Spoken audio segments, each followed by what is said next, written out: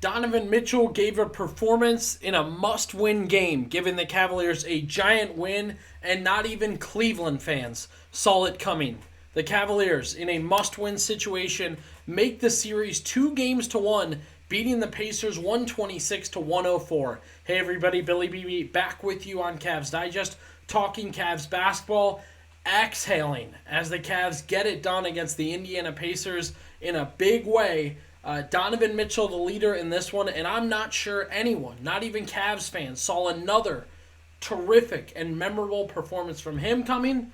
All the talk was about the injured guys, the guys who were out, would they play, so on and so forth, and Mitchell steps up and just accumulates another fantastic performance. We're going to break that down. We're going to talk about what the guys who were injured brought to the table, what you expected from them, and what they gave you. And then, of course, drop down in the comments, subscribe.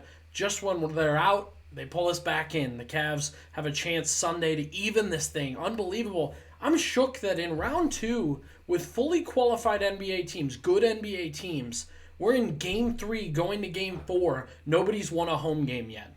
That could be the case for the Pistons, Celtics, and Knicks, too. I mean, I'm still picking the Celtics to win that series.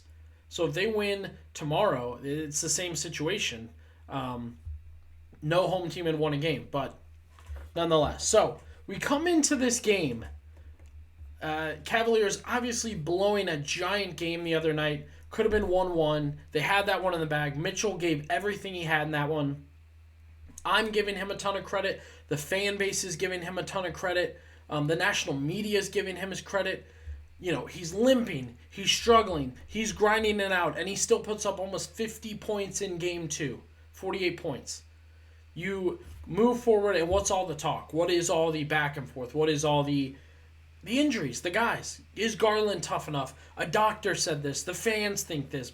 Stephen A. Smith said that. That was my video. I personally was getting to the point where I just wanted those guys to play. I felt so bad for Donovan Mitchell. As I said, I thought he was drained the other night. I thought he had a tough night. And I thought he decided, once again, after shooting 1 of 11 from 3 in Game 1, and then 1 of 7 in Game 2, he decides, okay, I can only go to the basket. I'm going to get hammered, but I'm going to get the points we need. And I appreciated that from him. I identified that from him. It was what they needed in Game 2. His team didn't come through for him, and they lost in terrible fashion. Even he said he should have grabbed a rebound at the end. So, once again, treasure Donovan Mitchell. Enjoy Donovan Mitchell. This is an incredible player that plays for Cleveland, re-signed with Cleveland, and you didn't give up anything crazy for him. But back to the next day. Is Mobley playing? Is Garland playing? How much can they give you, even healthy, right? That was a big one. Even if these guys are in, what can they give you on turf toe and hurt ankles, and Hunter on a finger? Can he shoot? Can he rebound? Can he pass? That's the storyline that was going into Game 3. And again, I was fully pleased to see these guys play. You know, you can drop down in the comments. Let me know what you thought about Mobley, Hunter, Garland. Number one, Garland bringing the ball up the floor, so minuscule in the big picture, but man, it is saving Donovan Mitchell's energy so much. Getting past half court, letting Mitchell set up, even making some moves, some passes. Garland wasn't overly great. He ends the night with just 10 points and 3 assists. He was 3 of 11 shooting, but I mean, they needed it, and he was great. He was great. A lot of fouls. You would have liked to play him more, but that is what it is. Mobley had the butterfingers early, but he just looked like himself. I don't know what they gave him, what the shot situation was. I don't know. I liked everything these guys gave you. Hunter hit some shots. He took some shots I didn't particularly like. He was 2 of 6 and 1 of 5. But again, if DeAndre Hunter plays in Game 2, even injured, and snags a rebound or makes a shot, you win. It kills me, but I wonder if he would have played in Game 2 if the Cavaliers would have won. So, after all that discussion, after all that back and forth, you get what you get from the bench guys, and you love it. You love it. On the pregame, I'm talking with some friends, and I said, yeah, if the bench guys, if they come through and they come and they play and get through the injuries, I just don't know if Mitchell can do what he did in Game 2 plus those guys to win, right? Because for a later time, Ty Jerome looks terrible, and guys like Dean Wade all of a sudden can't hit a shot. I didn't think Sam Merrill was overly great, and Max Strus was good. We'll get into that later. But I wondered, is it enough? Is it still enough? A dimmed down Game 2 version of Mitchell and the guys coming back from injury. Would it be enough? I was ignorant to think that Donovan Mitchell couldn't give another performance the way he did. I don't think a lot of people were saying it. That they were saying he looked tired, he looked beat up, and that was fair. I was saying the same thing.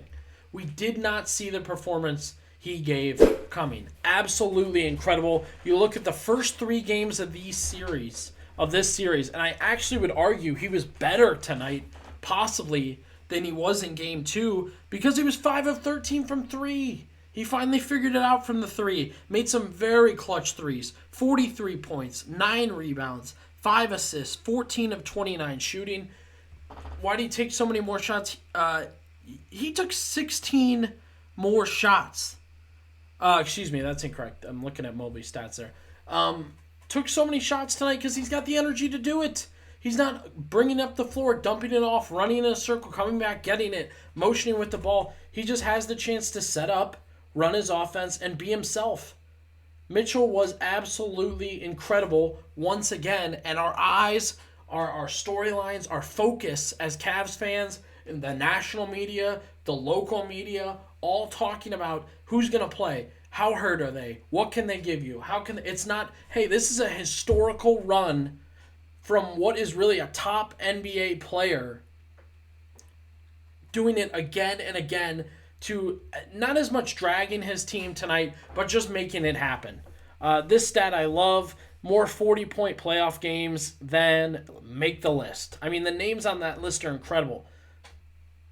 More 40-point playoff games than Carmelo Anthony, Jason Tatum, Kyrie Irving, Larry Bird.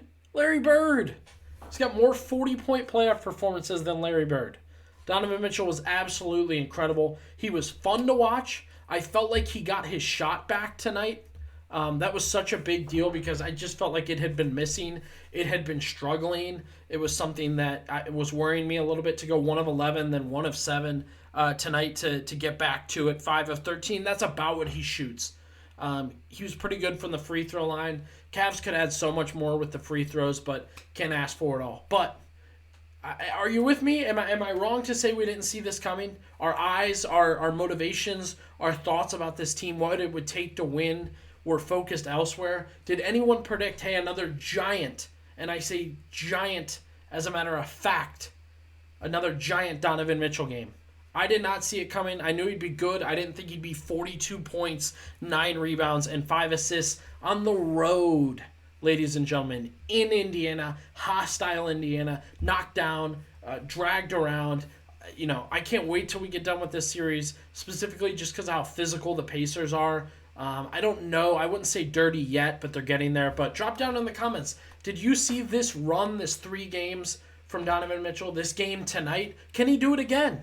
Should we maybe say, hey, he'll tone it down, he'll be in the 30s? Or should we predict, hey, he may average 40 in this series? Drop down in the comments, let us know, and be sure to subscribe to Cavs Digest.